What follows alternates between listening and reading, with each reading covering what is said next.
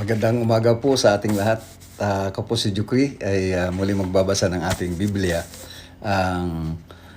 Ang Biblia, Tagalog version, year 2001. Okay. Kahapon po ay ating sinabi, nabasa, na tungkol sa ating Panginoon Diyos, yung kanyang dakilang utos. Okay po. Ang dakilang utos po ay ibigin ang Diyos, o ibigin ang ating nag-iisang Panginoon, iisang Panginoon. At yun po ay matatagpuan sa ating ang Biblia, Tagalog version sa Deuteronomio 6, talata 1 to 9. So doon po sinasabi na ang dakilang utos ng ating Panginoon na ibigin ang Diyos. Ngayon po ay sinabi po kahapon na nasaan ang Diyos? Okay? Paano natin maibig ang Diyos? Nasaan ang Diyos? Okay? Ang sinabi po doon ay ang Diyos ay nasa langit. At wala po yan sa mga templo. Wala po yan sa mga bahay, gusali, simbahan, sambahan, kapilya. Wala po yun doon. So, atin pong sinasabi na ang Diyos ay nasa langit. So, hindi po talaga makikita. Okay po? So, ang iba ay, yun nga, dumami ang Diyos nila sapagkat hindi nila nakikita. So, gumawa sila ng ibang Diyos. So, mali po yun. Ang totoo po ay iisa ang Diyos. Ngayon ay may katanungan po. Ano po ba ang Diyos sa inyo? Bakit po dumami ang Diyos nyo? Ano po ba ang Diyos nyo? Okay. So, tanungin natin ating sarili. Sino ba ang Diyos ko? Sino ba ang Diyos natin? Sino ang Diyos mo? Ano ba ang Diyos mo? Doon po sa mga naunang binasa na Biblia, ay sinabi po doon na ibigin ang Diyos. So nandun po yung salitang dalawa, ibigin at Diyos. Okay po? Bakit po ba ibigin ng Diyos? Okay, yan ang pangalawang tanong. Dahil sinabi na ang Diyos ay pag-ibig. Ayun, pag-ibig pala ang Diyos. Kaya pala tayo sinasabihan, inuutosan ibigin ng Diyos. Dahil siya ay pag-ibig. Ang Diyos ay pag-ibig. Saan po ba mababasa yan sa Biblia? Basahin po natin ang Biblia kung pag-ibig nga ba ang Diyos o ang Diyos ay pag-ibig. Ito po, sinabi sa unang Juan, Kabanata 4, talata 8, Abtak 01. Okay, yan po yung ang Biblia, Tagalog version noong 2001, sorry po. At sinasabi doon, mababasa natin doon, ang hindi umiibig, di po ba inutusan tayo? Ang dakilang utos na ibigin ng Diyos? Ang hindi umiibig, kung hindi mo ibigin ng Diyos, ay hindi nakakakilala sa Diyos. Ay tama po naman. Paano mo makikilala ang isang tao na hindi mo iniibig? Okay? Paano mo makikilala ang Diyos kung hindi mo ito iibigin? Bakit nga ba? Ano ba ang Diyos? Ayan. Ituloy natin ang pagbasa.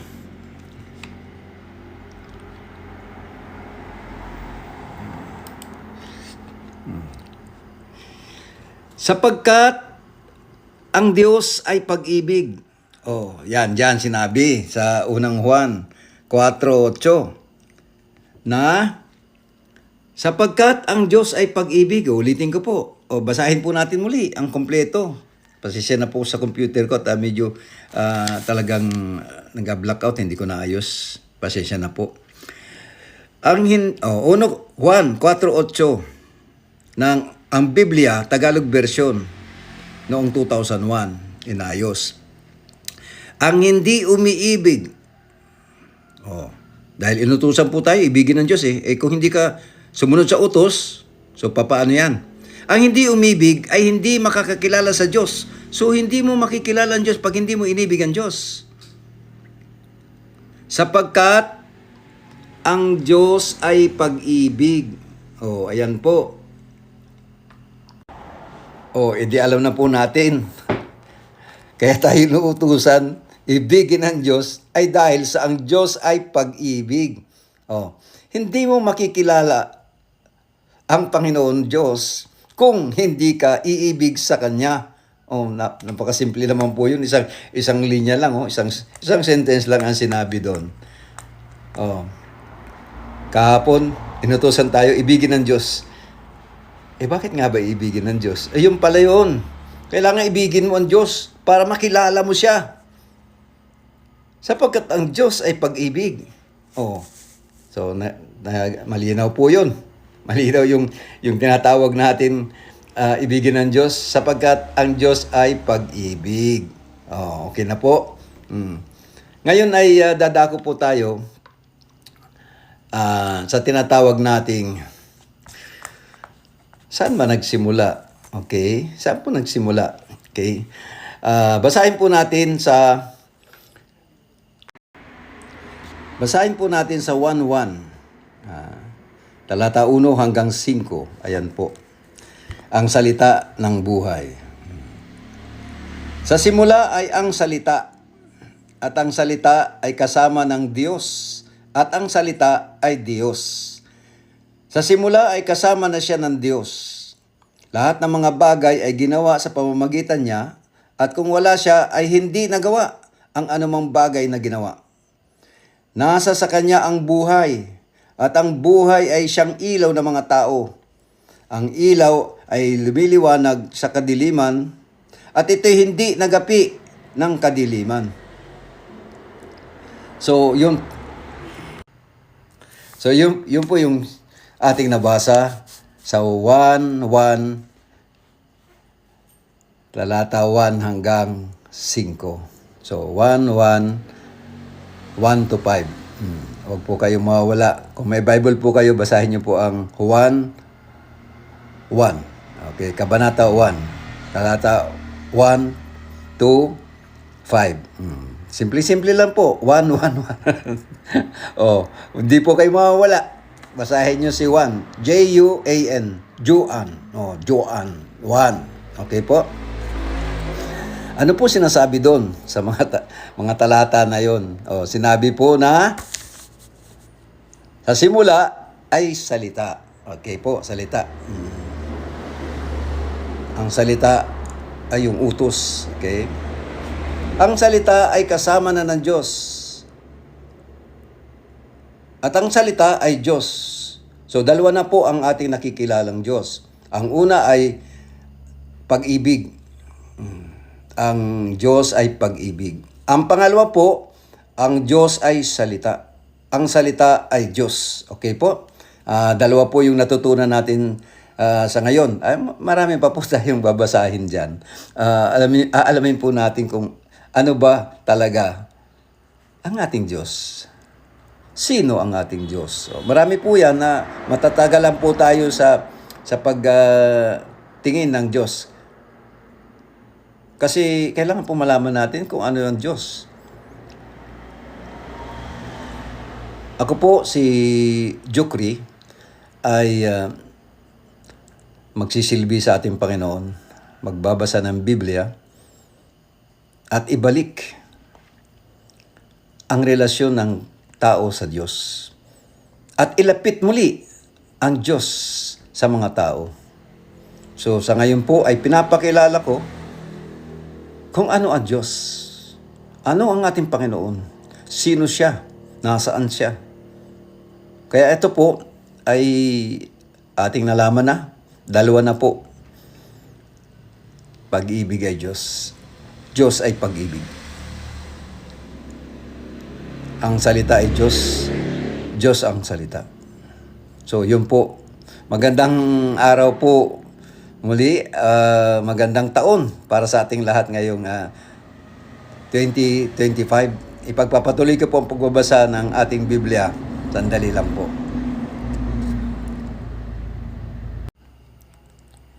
Ituloy po natin ating pagbabasa ng ating Biblia at tayo po ay ulitin ulit natin ang pagbabasa pagbasa sa Biblia.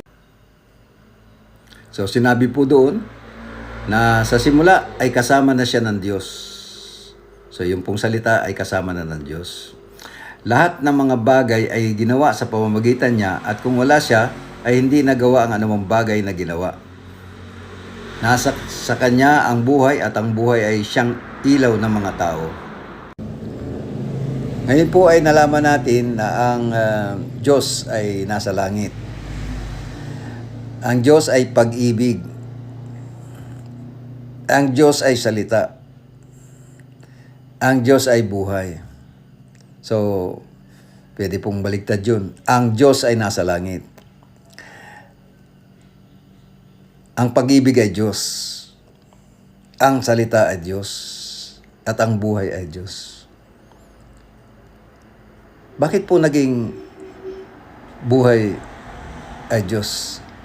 Nung po tayo ay ginawa ng Diyos at iningahan tayo sa ilong, tayo po ay nabuhay at tayo po ay naging kaluluwa. So, ang tao po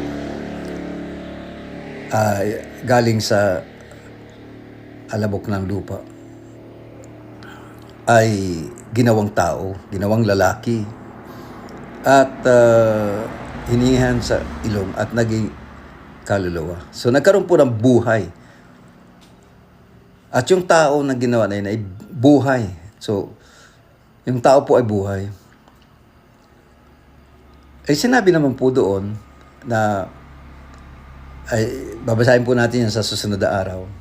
Nauna lang po ako kasi kailangan kong sabihin sa inyo, ano ba yung buhay? Okay. Kasi sinabi ng Diyos, gumawa tayo ng tao sa kanyang larawan. Okay, medyo lumalapit na po tayo doon, no? Ang Diyos ay gumawa ng tao sa kanyang larawan. Oh. O naglalarawan sa kanya. Okay? Ginawan niya na, nilagyan niya ng buhay. Ginawan niya ng buhay yung tao. Okay? So, medyo lumalapit na po tayo sa katotohanan. So, ang tao ay nagkaroon ng buhay dahil sa Diyos. So, ang Diyos ay buhay. Dahil kung wala siya, walang buhay.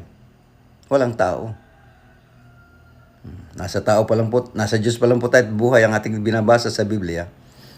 Kailangan pong maging maayos ang pagkilala natin sa Diyos.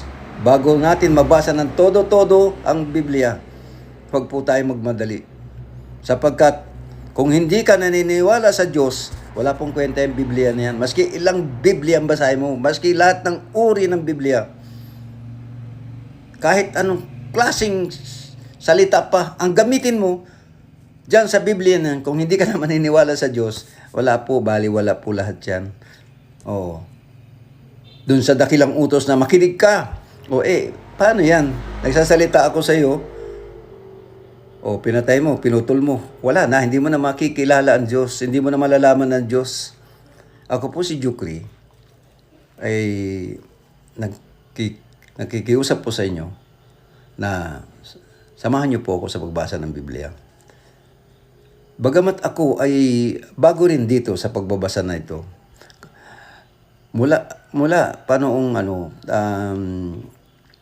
1992 hanggang 1996, 4 na taon ginawa ng Diyos na ako'y nasa espiritu niya. Ang espiritu ng Diyos ay nasa akin at ako'y nasa espiritu ng Diyos. So ako po'y nabuhay sa espiritu ng Diyos 1992 hanggang 1996. Nang umalis po ako sa aming probinsya, ako po ay nag-backslide. So, tanong nyo na lang po kung ano po yung backslide. Nawala po ako sa kawan na inaalagaan ng Diyos. Kawan. Ako po ay membro ng kawan na nasa Diyos nung unang panahon, nung 1992 hanggang 1996. Ako po ay naging psychic noong 1998. At yan po ay aking dinevelop pinalakas hanggang year 2000. So 2 taon po ulit. Apat na taon noon, 1992, 1936. Tapos dinagdagan ko ng 1998 hanggang 2000, dalawang. And then year 2000, tumigil na naman po muli. At ngayong 2025 ay aking ibinabalik ang buhay sa Espiritu ng Diyos. Nagsimula po yan sa pag-aaral ng Life in the Spirit Seminar ng Charismatic Ministry ng Roman Catholic Church. Doon po sa Marinduque, sa Santa Cruz, sa Tapian, sa Labo, sa Marcaper, Mining Corporation na lugar. So doon po, pero ako po, 9 years old pa lang, ay nakausap ko ng Diyos. At ang salita niya sa akin is, go back. Namatay po kasi si Jukri noon. Actually ako, yung physical kong katawan ay namatay. Nalunod po ako. At ako'y napapunta sa napakalayong lugar. Galing sa earth. Nakita ko ang earth na lumilit hanggang hindi ko nawala na sa aking paningin. At ako'y nasa loob ng kadiliman. Dilim na dilim.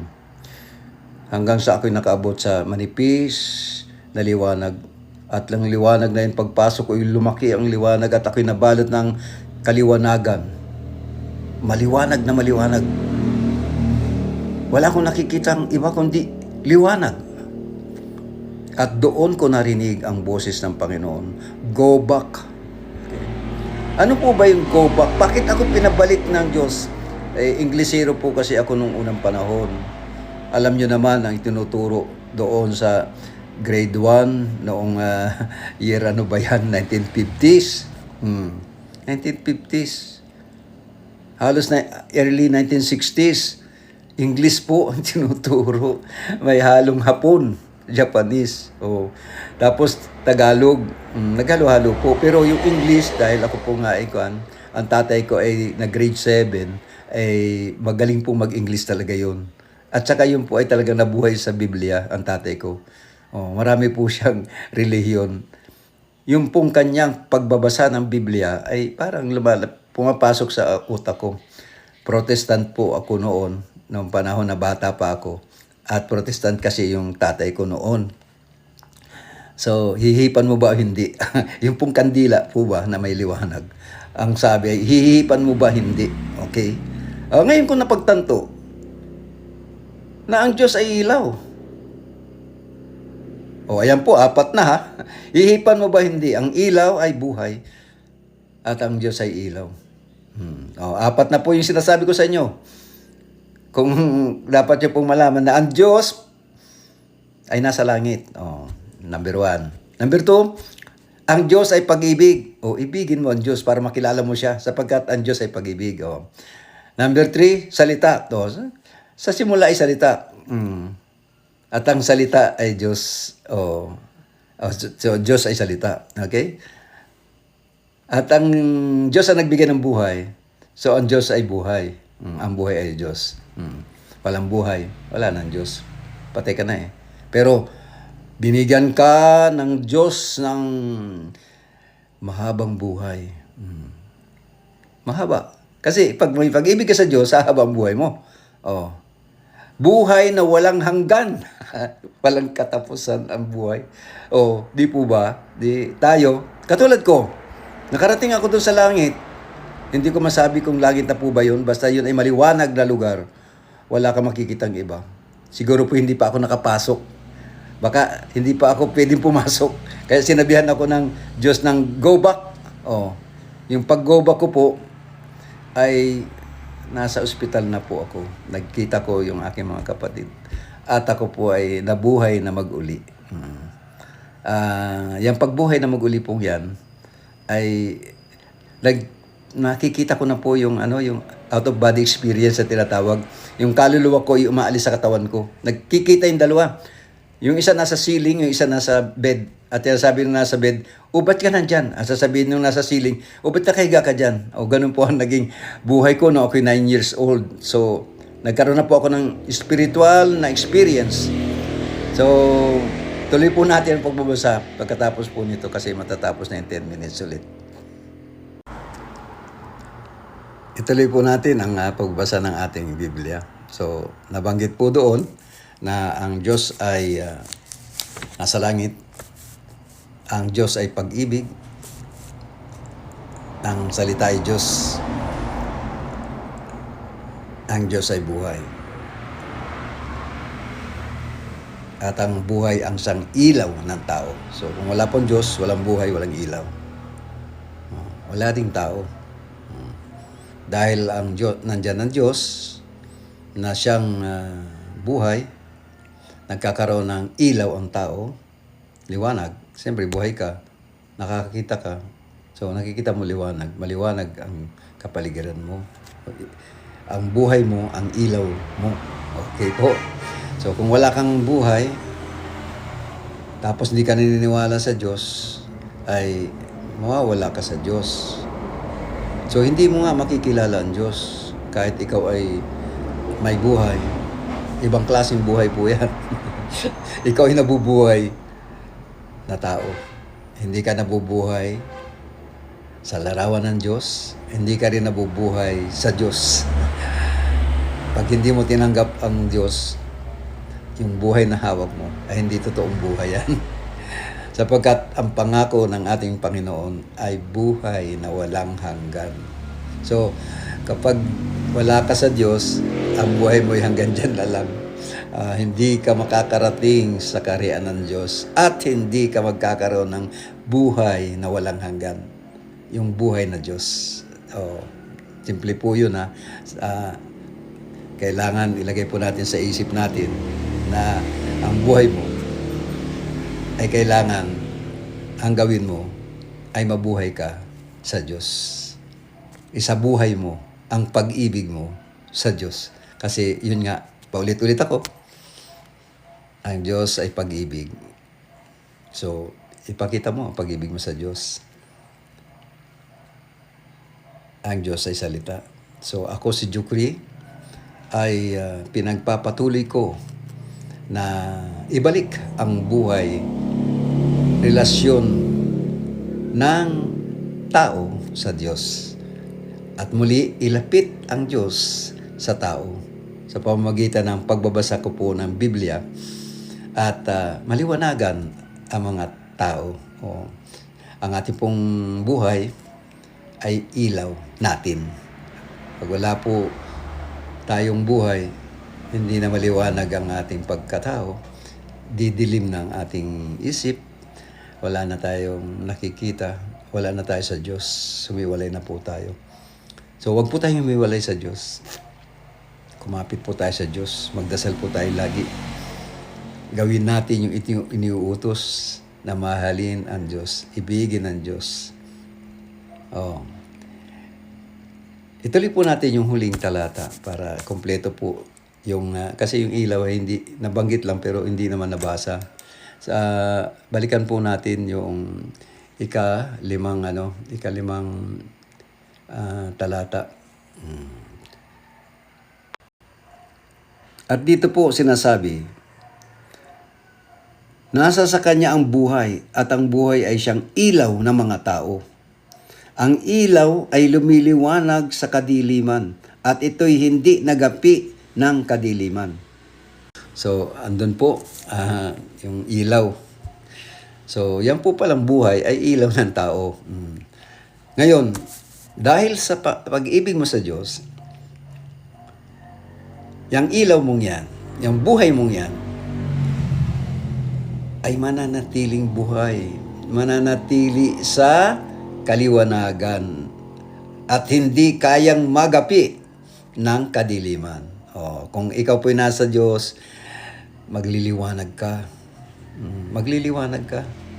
At ang kaliwanagan ng yan ay hindi magagapi ng kadiliman. Okay po? Ibalik ko po yung aking istorya tungkol sa aking pagkamatay at pagkabuhay na muli. Okay?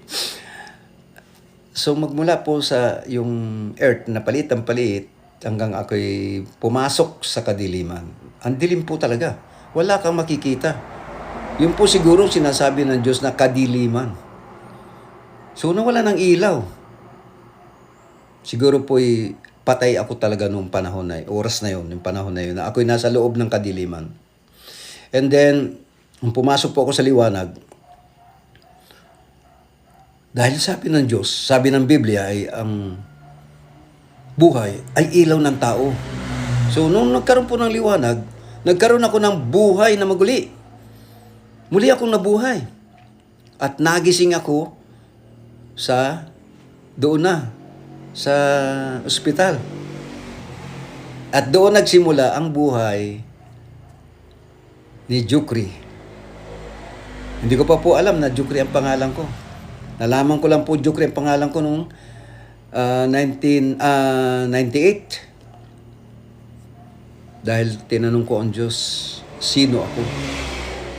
Ano ako? Sino ako? Doon po sa simbahan ng Quiapo. Simbahan ng Katoliko sa Quiapo. So, nung tanungin ko siya, Lord, ano po ang pangalan ko? Sino po ako? At narinig ko, doon sa loob ng simbahan, na tinawag niya ako sa pangalang Jukri. Nung ni-research ko ang Jukri sa internet, abay, ang dami po palang Jukri dyan sa Middle East. Jukri. Ang dami po pala. So, nung malaman ko na marami palang Jukri dyan sa Middle East, ay binago ko po yung Jukri. Dinagdagan ko po ng H, letter H. Bakit H? Kasi Hotalye po ako. Yung first letter ng aking apelyido ay H. So, kinabit ko yung H sa Jukri para malaman. Jukri Hotalye. Jukri H. So, Jukri. Yung pangalan ko po ngayon, inalagyan ko na ng H. Jukri H. Pero nung year 1998, ako po ay nagsimula na gamitin ang aking pagiging psychic. At naging profession ko po ang psychic. At pinalakas ko po yung psychic na yan. Okay. Kung gusto niyo pong malaman ng mga istorya na yan, ay panoorin niyo po ang aking mga video sa YouTube o dito sa TikTok. Basahin niyo, pasukin niyo po ang TikTok sa ni Jukri o kaya yung Jukri channel sa YouTube. At nandun po lahat ang video. At malalaman niyo kung pagpakilala ko kung bakit ako ganito. Bakit si Jukri ganito. Ito po, year 2025, ay itinalaga na talaga ng Panginoon na humarap ako sa inyo at gawin ko yung pinag-uutos niya. Ang pinag-uutos niya ay buhayin ko muli ang pagiging psychic ko. Yung aking vows of service to God ay gawin ko muli. So, na-tiyempo naman na wala akong trabaho magmula pa nung August. May mga ilan-ilan pa isa-isa na para kumain lang ako, makakain ako. So, yun po ang nangyari sa akin, buhay sa ngayon. Ibinabalik ko ang vows of service, so serbisyo sa Diyos. Ibinubuhay ko muli. Sa pamamagitan ni Jukri, sa pagbabasa niya ng Biblia, inilalapit ko ang sarili ko sa Diyos. Ibinabalik ko ang buhay ko sa Diyos. At yung liwanag na ibinibigay sa akin ng Diyos sa pamamagitan ng salita, salita ng Diyos. Kaya po ako ay nagbabasa ng Biblia sa ngayon. Dahil ako po ang bibig ng Diyos ngayon. Ako po yung salita ng Diyos ngayon. Ako yung nagsasalita para sa Diyos ngayon. So kung minsan po ay sorry po kung ano-ano yung nasasabi ko kasi ako'y hinahayaan ko na ang Espiritu ng Diyos ang pumasok sa aking katawan, sa aking isip, sa aking puso, at yun ang makapagsalita sa harapan ninyo. Makapagsalita dito sa pagbabasa ng Biblia ay magawa ni Jukri na mabasa ng maayos at maibigay sa inyo ang totoong nilalaman ng binabasa po natin. So, paulit-ulit po ako nagbabasa, paulit-ulit kong sinasabi sa inyo. Simple lang naman po yung binabasa natin at yun po'y madaling mabasa. Ngayon ay kayo po ang nakarinig, di po ba sabi, utos ng Diyos, makinig ka. So makinig po kayo sa akin. Sapagkat yung salita sa Biblia ay salita ng Diyos. Tuloy po natin ang ating pagbabasa mamaya. So, atin pong uh, ayusin ang pagtatapos ng ika-3 pagbabasa ng Biblia, Biblia ni Jukri. Okay. Kasi po, 10 minutes lang po kasi yung ating TikTok. So, akin pong ginamit yung 10 minutes. So, ito po yung pang-apat na 10 minutes na. Kasi po, wala po akong pera sa ngayon. So, hindi po ako apply ng business ng TikTok. Actually po, marami po yung business na yan na dapat bayaran. Meron pong business din yung Facebook. Meron din pong yung business page po ng Facebook. Meron din pong tinatawag na business itong TikTok. At meron din pong business yung YouTube channel.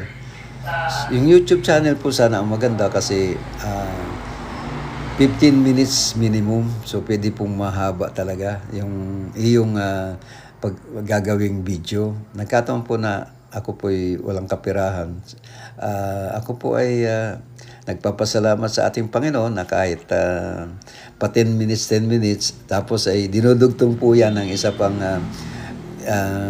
video na application para magdugtong-dugtong yung apat na 10 minutes. So, nagiging isang movie o isang video na 40 minutes. So, tayo po ay gumagawa ng paraan para hindi naman po mahirapan yung iba na nakikinig at nag-view ng ating vlog. Salamat po ako at nakatapos po ako nung aking tinatawag na 1 month na tarot card reading noong January. Ngayon naman po ay ito. Kilalanin natin ang ating Panginoong Diyos. So, marami na po tayong nalalaman sa ngayon, 3 araw pa lang po, na ulit-ulitin ko na ang Diyos ay nasa langit. Okay? Ang Diyos ay pag-ibig. Ang Diyos ay salita. Ang Diyos ay buhay. Ang Diyos ay ilaw. Tingnan niyo po, ilaw. Liwanag. Kaliwanagan. Okay? Mayroon pa pong kasunod yun, kaya lang sa sunod na po na pagbabasa yun. Pero pahapyaw ko nang sasabihin sa inyo, ano po ba yung ilaw? Kung titinan niyo po ang education, ang nakalagay po doon simbolo ng DepEd, Department of Education, ay torch. Ano ba yung torch sa Tagalog? Basta ilaw po yun. Na may hawak kayo na lalagyan ng kung ano man yun, crudo ba yun o gas o kung ano man yun na talagang nagpapatuloy yung ilaw, yung liwanag doon sa ibabaw ng hinahawakan yung torch. Okay. So, yun po. Sulu pala. Sorry po. At si Jukri ay marami po kasing pumapasok sa utak ko at yan ay ibinibigay ng Panginoon natin na mga salita niya na dahan-dahan kong inilalabas. Okay po. At ang sinasabi niya, ang Diyos ang ilaw. So yung ilaw po, yung torch, education po yun. Ano po ba yung education? Yun po yung kaalaman, karunungan. So yun pala, ang Diyos pala ay ilaw. So ang Diyos pala ay karunungan, kaalaman. So, tayo po, ako po si Jukri ay kasama nyo sa pagbasa ng ating Biblia. So, wala pa po akong natatanggap na physical na Holy Bible Tagalog version. Sana po meron makapagpadala sa akin, makapag-message sa akin na Jukri, ano ba yung address mo, padadalang kita. Naghihintay pa rin po ako. Mahirap po kasi itong nasa computer, alam nyo naman, kuryente po yan, babayaran nyo pa rin yan. At saka mahirap i-video yung maliit na litra. At saka kayo po, nahihirapan din kayong magbasa ng aking yung Biblia dahil sa magiging maliit po siya doon sa video. Sorry po, yun po lang naging munting kakayahan ni Jukri. Ang importante po ay naririnig nyo yung salita. Subalit maganda rin sana nababasa nyo ng maayos ang salita. Yan po kasi yung ating Diyos. So, pumapasok po sa akin, 2 beses na po kaninang bago ako nagsimula. At ngayong kaorasan na to, ay ang Espiritu ng Diyos ay nasa akin. So, ako po ay tatapusin ko po itong pagbabasa, ikatlong pagbabasa ng Biblia ng maayos. Para naman po hindi kayo magalit sa akin na bakit ganun yung... Kasi yung nakaraan po ay naputol. Naputol. Hindi ko na po dinugtungan kasi magiging panglima ay hahaba naman po ng todo. So ngayon po ay atin pong ayusin ang pagtatapos ng pagbabasa ng ikatatlong araw ng pagbabasa ng ang Biblia. Year 2001. Okay.